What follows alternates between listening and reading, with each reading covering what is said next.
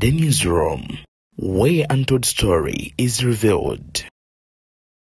Beyond the Newsroom, omukutu semakutu ogwasalawo okubeera nga gukuwa ensonga semasonga nga bwe ziba zigenda maaso n'okuba nga ate zitambula mu ggwanga lyattu Uganda. Mbalamusaako ate n'embeebaza mwenna bagenda maaso n'okuba nga mutugoberera n'okubeera nga ate mwasalawo BTN Media Beyond the Newsroom guba omukutu gwo namba emu gw'osobola okufunako ensonga semasonga.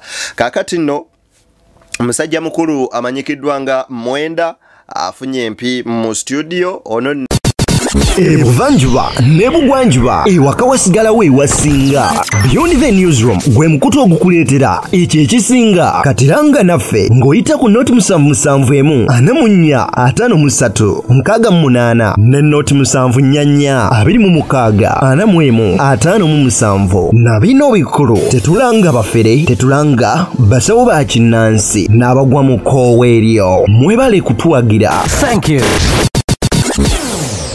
ono nno beetute ne muwada nkunyingi omuliro gunyose program teweddeeko kakati ate okwetonda kwa President Museveni kwa kugaaniddwa era abangi beebuuza nti mukulu yeetonda ne yeenenya alikulira ebyo byabadde akola singa ogenze maaso n'okuwanika n'ova ku ntebe at least tuwandikiriza oba oliawo ebyaffe byatwalibwa n'obituddiza era tuwandikiriza ne tugamba nti weewaawo okwetonda kwo kugenze maaso n'okubeera nga ate oba oliawo kukkirizibwa naye ku ebyo by'okoze.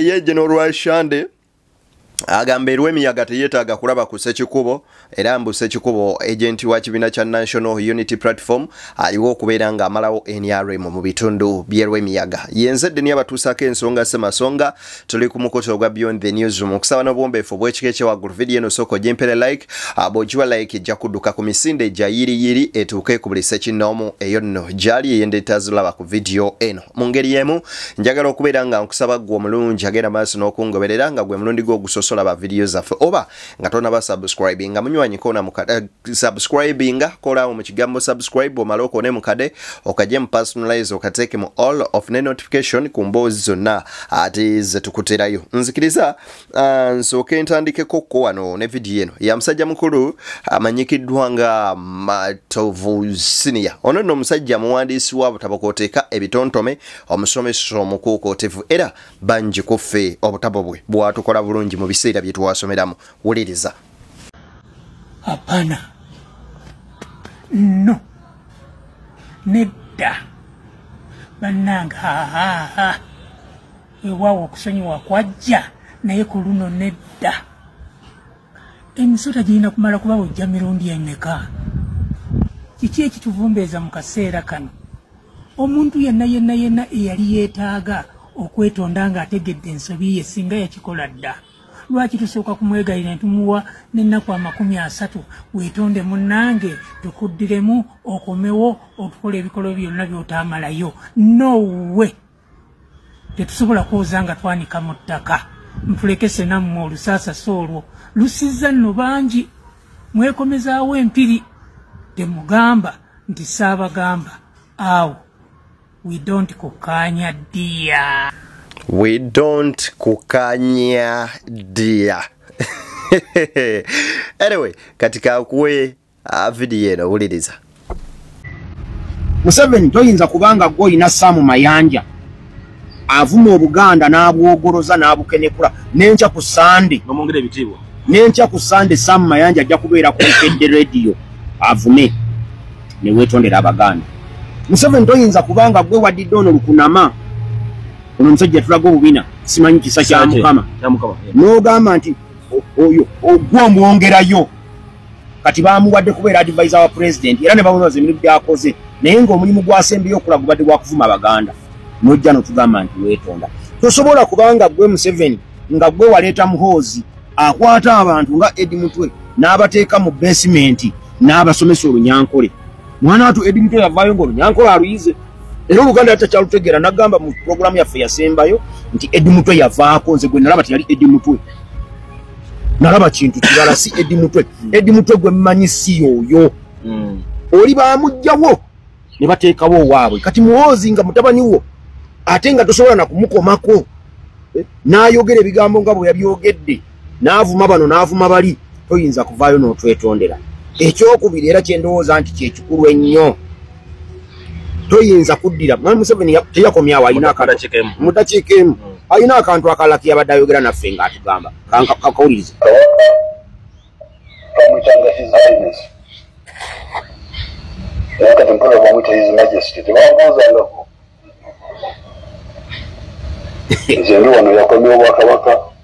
kati toyinza kubeera nga gwe n'ekitiibwa obutiibwa abantu kye bayita kabaka kikuluma nojja n'otugamba nti weetonda ti kabaka twamuyitanga His-Highness kabaka okumuyita His-Highness kyatandika ddi mu ndagaano ya 19 kyaleetebwa gwe mugulukanga obimanyi omuwaŋŋami Katikkiro yewaŋŋamya n'awamba n'entebe n'atta ne kabaka waffe Sir Apollo Kagwa okunafuya kabaka n'amutuma ekyo ekitiibwa ffe kabaka waffe tanafuwangako kutuuka ku level eyo kabaka ne bonoomuyitambwa ffe waffe nga tumanyi ye Ssaabasajja kabaka ng'okuva ku ye addako abakatonda toyirwawo twali president ffe Buganda tetumanyiyo president era tumanyi nti president ali wansi wa kabaka naye nayo bimuluma Abaganda okuyita kabaka waabwe His Majesty ate no si Museveni yekka eriyo n'abantu Abaganda bakimbuyege okusobola okusanga ono simanya ladisi Katerega Musaazi n'akugamba nti temuyita His Majesty kabaka bamuyita His-Highness naye bwe tutunula mu mbeera nge baganda bange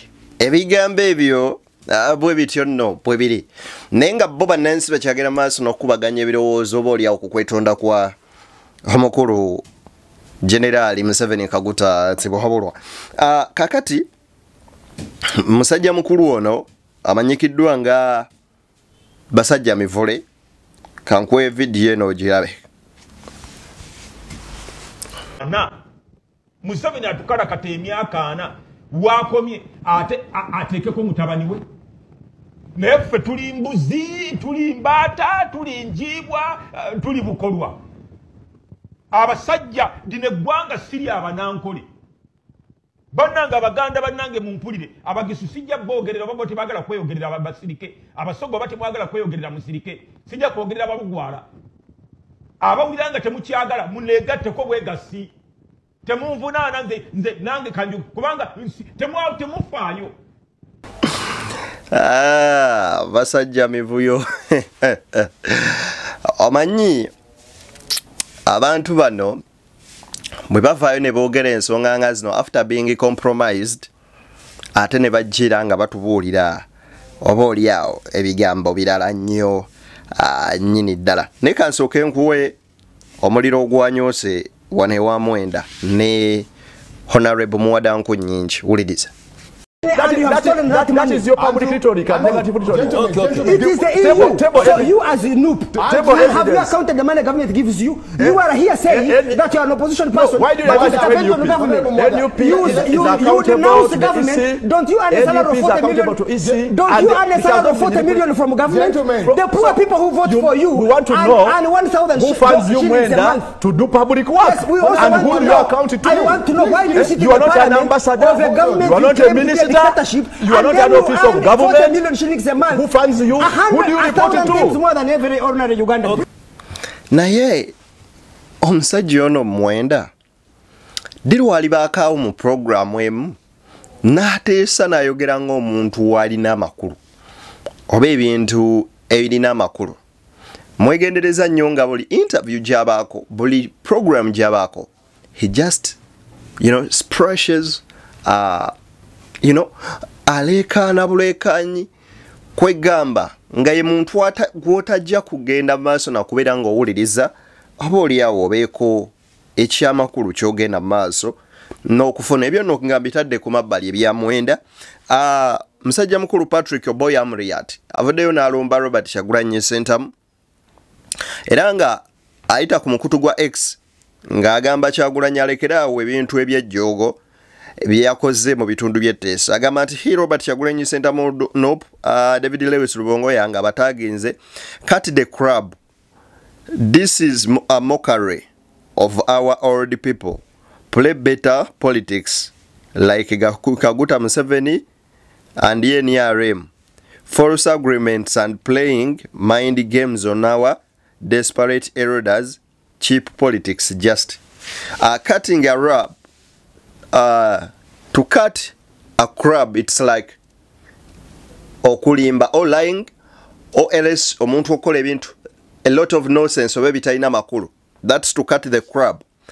Ngagamba mbu alekeraawo okubeera nga amukaringa abantu baneno okugenda maaso n'okubeera nga abakudaalira abakadde baabwe abagenda maaso n'okubeera nga bafiirwa ebintu byabwe mu ntalo bwagende maaso n'okubeera nga azannya ebyobufuzi ebituufu ebiringa ebya Mwami Yoweri Kaguta Museveni n'NRM okusinga endagaano zino ez'obufere ze baakoze false agreements endagaano ez'obufere ze baakozesezza abantu agamba mbu oyo politics walayisi nnyo nnyini ddala ave ku bantu baabwe abali desperate. Kakati Patrick Oboye Amuriat, if I'm to ask, for how long have you been in Ugandan politics and what have you done for the people of Iteso? To leave that aside, what impact have you done? Oh, what can you show before us for the last 20 years that you have been in Ugandan politics, or you have been playing a Lego, a well-planned and strategic politics? If you're saying, Bobby Wine, to stop playing that false, cheap politics, then you has been playing a gentle, a well-organized politics. What have you done? And what should we look at as you, a leader who has been in opposition for the last 20 years and currently a president of FDC? What has FDC done for the people of Iteso? If I'm to ask, just for information, Robert Kyagulanyi Ssentamu, these agreements with the old elders of Iteso, purposely giving them a promise, giving them hope to restore what they lost in the 80s. Not because of Bobby Wine. They didn't lose everything because of Bobby Wine, but they lost their properties, they lost their wealth because of the regime that's ruling them. But the person promises to compensate them after getting into power. Kakati sebo mkwama wange Oboye Amuriat gwenga gwe oba okozeewo iki. Anyway, katuveeyo keyo wama ateba we stories edala mpitirivu kasooke nkwerimu neyo ono nakangobe Jennifer tumugyewo wano lumu. Njogera kwa minister mwakwata second vice president, a vice of the oh my god, nga Museveni watalifa tubao ekyo kifo muntu yali akimanyi kyabaganda nga kyoto kyogerwa nako nga takisongwa mu lugalo nga kyo kimanyiddwa ekifo kyabaganda ekya vice president. Seninde waddoyo mukodo mwajja Seninde ali minister Mulamba oba wako banna baganda benjogerako njagala nkulage nkugambe mwandu yajjanga kikoli muno mpakanya njagala kukatisa kigambo kyange onvireko ddala mpa banji sebo kakati wenkugamba nti oyo mwana kati kila sebo tunulya line up eyo gye mwakuba bakiwona bona mwabakuba kati kila sebo tunulya line up eyo nabeera musanyufu kabeesa abatajja kabaka mwasobola bagala natuna line up y'abasajja be bonna nga mwe mwabekubira nga bonna bayita ku kikolimo ky'oyo mwana ne muŋŋamba bw'oyo mwana yajjanga kikolimo yajjanga cash sana kukyuma. Okay, but is there anyone in a comment section who can differentiate for me two things: ignorance and stupidity? Those two things. Waliwo obutamanya n'omuntu okubeera omusirusiru. Bible yogera ku busirusiru ate era n'obutamanya. Naye Madam Full Figure, if you hate someone, bw'obanga wakyawa omuntu si kirungi oba oliawo kwogera nnyo bintu by'amaanyi. Kati abasajja nga Basaamu Mayanja bava mu Bwakabaka ne babuwologoloza ne bakola buli kimu, bo oboogerako ddi okubeera ekikolimo eri Obuganda. Bano abeeyita bakisa kya Mukama abeeyita Abaganda ne bakunamira Obwakabaka ne bakola buli kimu, bo muboogerako ki? Tebali mu gavumenti eno ye abaffe. Buganda ebintu byebanja nga mayiro 9 Bobi Wine yakayina. Buganda byebanja ng'ennyanja n'ebirala Bobi Wine yabirina. If I'm to ask, Bobi Wine yabadde mu byobufuzi bino for only 7 years, for the last 7 years. But government ibaddewo for over 40 years. Bwogamba nti nno waliwo ekifo ky'obwa deputy vice president kyali ky'Abaganda kiri ludda wa mu gazette. Where does it gazetted? Is there anywhere where kiri gazetted nti Abaganda be balina okubeera aba vice president? Who was the first president? Teyali Muganda. Ani yamujjako?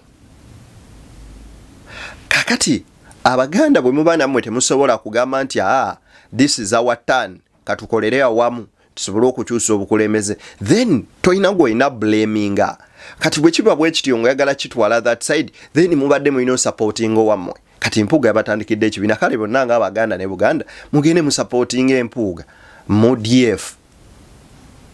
So bino ebintu ebikolwa ebiringa bino bwe biti bigezaako okusiga obukyayi oboolyawo mu bantu n'okusiga obusosoze mu mawanga nti ffe Abaganda twalina ekifo kino, ffe Abaganda bwe tuti. No, this is the issue that's about Uganda, not Buganda. But it is Uganda as a whole. Even though Abaganda nabo balina ebyabwe ebibanyiga. Nalabye statement omusajja omu gye yabadde akola ng'agamba nti twegendereze nnyo kisennyonyono ne Bobi Wine ne balabongo ebintu bye bakola. Bagenze iteeso ne batuuza abakulu ne bababuulira nti ffe muba mugenze mu buyinza twagala kino ne kino ne kino. Era bwe muba mwagala tubawagire muteekeeko omukono bino bye twagala. Abo bo ne bamanya ati teeso ewedde. Kaakati singa bagenda ne mu Western nayo ne bakola kyekimu nti ffe bino ne bino tuba tuwedde. Mu Abaganda biki? Abaganda obukyabwe kwekiriranya, tuwagira tetuwagira, obuguma tobuguma, olumaliriza nti ffe batusudde mu guluka, abasajja tebaatulabawo. So I think that's the issue or the problem some people has. Atabamu obuzibu bwabwe buli kulya whenever he eats or she eats ng'olwalyoka akutama nga ne byayogera mpaawo na kimu kikyagattako. Bino ebigambo bya musajja mukulu Ssemujju Nganda agamba bw'ati, wuliriza. Museveni yabadde teyeetonda. Omwana yamuwadde ettaka ng'alina okulyako amugambe. Bwe wabadde weegendereza n'okusoma kwennyini yabadde ananaagira. Museveni tatera kunanaagira mu speech ze. In fact, atero zisoma olumu n'aziva nako n'agenda n'agana olumu n'avuma n'abaziwandiise nti ebawandiise si bye bino. Naye ne yadde agisoma n'obwegendereza nga bw'ananaagira olumu omukyala yasigala asoma Museveni ng'ebigambo akyabyetegereza. Nze bwe nalabye bwe ntyo okujjako nga mu mwala bityanjawo. Era nabadde nnina weeninda nga nninda nnyo atuuka agambe this one no. Omwana ayinza omugamba nti ompadde ettaka si sukaali, omugamba nti sukaali kakati bw'avaawo n'oyoza mu kamwa. I think that's what Museveni kye yakoze. Bwe yavuddeyo n'agamba ne bano abaana bankola baneetonzeza kubanga bagamba Museveni ayagala kwetondera Buganda. Buganda yabadde kololo nti yadde kololo yalina yalibadde ayita Katikkiro nga bwe yabayita obaddiza ebyapa n'ebirala n'abaga nti ndisole kati Buganda at the moment ebanja government billion 160 ziri verified naye zitanakubeera verified ziri mu billion nga 6 naye mu budget yataddemu basa ate 8 nagenda aluje tunaziwa wa myaka ene ejijjo manyi Museveni ajoga akugamba atandika n'okubulyanga bwakyaliwo indirectly yageze tujazisasula mu myaka ene ejidda kuti era by the way nti bagenda. Kati bw'owuliriza ebigambo ebyo ebya Ssemujju byagamba n'owuliriza ne full figure olowooza ate ekibuuzo kiri answer munywanyi oba ogifunye butereevu. Kankuweeko ku bigambo bino bya Honorable Lutamaguzi Ssemakula kamukuweeko wano. Ngobi najja. Ani? Ngobi. Ramadan Ngobi. Ngobi tomumanyi. Musinguzi tomumanyi. Ngobi. Musinguzi Ngobi tomumanyi. Niwe PS. Ye Kyagulanyi Sentamu president. Najja. Yani ye musinguzi. Musinguzi Ngobi agogo namanyage agamuwe bwana. Bani agamuwa. Bana Uganda bamu. Musinguzi Ngobi. Kubanga najja. Najja abalabisizza nnyo abitutuusizzaako Bobi Wine abadde taliiwo obadde olaba akanyamberega akaliwo wano ne basanga kati ne bo bakusanga okubye parade bakugamba nti oli ku kikolwa ky'amagye. The other day omu ku beesimbye bamemba bafe aba National Unity Platform Mudyobole bamuwambye ne bamusiba ne bamaze ebbanga lyonna okumuwamba kati bwe bawambye ab'eggulu b'olidde abaana b'NUP bawambye eggulu. Many of them be back kidnappings. Mudyobole former aspiring member of parliament era yesimbyewo ennaku ezo bamukwata ne bamuwamba bwe bamukomezaawo mu kooti bamugambye mbu bamuvunaana kukola dwiruze ezeefaanaanyirizaako ez'amagye. Awo nno oba oli awo Uganda wetutuusizza kati ye nno Olutamaguza Sekerede Mathias Mpuuga Nsamba ku kibiina kyabwe kye baatandise n'agamba awo wetubaagala bulijjo. Omusajja yatuyise ekimererezi kansubire nti yafuuse memba waabwe openire. Yafuuse memba waabwe kubanga ffe twali tubabuulira nti bano ekibateesa mu NUP tebajje lwa nkyukakyuka. Oyo yakakyusa ebibiina bimeka oyo kozi yakakyusa ebibiina bimeka anti nkugambe yakakyusa ebibiina bimeka era tandika okumbulira wazaakyusa buli kulonda nga kutuuse well ogwo naye mukisa gw'osanga naye waafunira niye nganze ku bizibu ebiru b'Abannayuganda aba arts teacher bagenda kwekalakaasa abasirikale basula bubi abasawo basula bubi. The other day nalabye Justice Omulamba owa Constitutional Court ng'akaaba nti Mulago naye yatuuseeyo bbaawe gye yafiiridde n'agamba agenda kuwandiika ekitabo nti Mulago is a monument. Kakati tuli eno abalimi tebalina birime byabwe, tuli eno mu palamenti ya Uganda Museveni akutte 465 billion aziteereddemu Pineti tubuuza piuzi Pineti. Kati ezo ze question ze twali badde twogerako sikwogera ku bano these are minor things nga bobeera waka ne mutandika okuzanya ku mweso nga temulina byakola.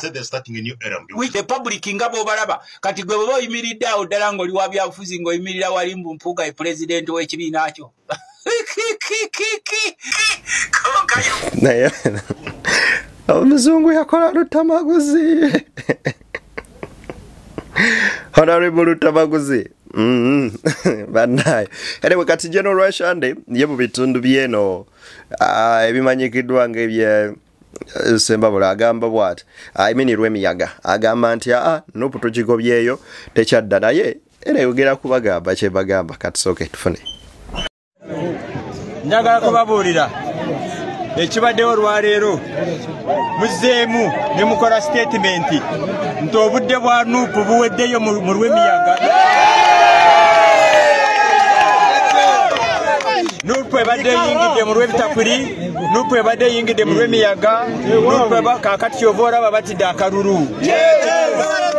Abantu abalayinize emabega wa General Katerima babadde abantu 308.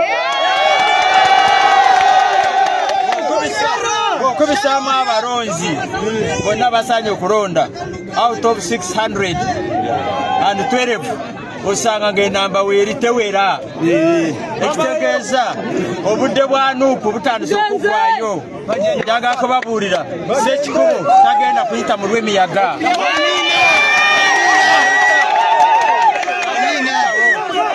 Era mumulabye ne Sembabule ejja kuba liberated yonna. Ematete naye emyaka gye bamazeemu emyaka 4 omulala emyaka 25 kimala kikola ki emyaka egyo nga bw'ogyogera ekimala singa kimala nga n'emyaka 4 n'oli abantu bano bannyumira bannaaye. Ne by the way to be sincere, osavinze majjo otuuse owummudde kyokka ate oli mu your late cities ate okomawo eno mu parliament ddala vision kyeyo gy'ogenda okuwa abantu ng'ogamba nti mazima bwe tuba tubaga amateeka gano ne bwe tuba tukola physical plan tubalira myaka 10-30-45 agajja. Neewuunya nnyo omuntu ategekera waataabe. Kuba to be sincere tewaliwo ku bantu abo akyavugayo emyaka emirala 5 oyinza okugamba mbwa akasajja koogedde bubi naawe baako kyolowooza mbagaliza bimunjagaliza nze Deni Beyond the Newsroom gwe mukutu ate mubere bulungi tusinkane nga Mungu akkiriza.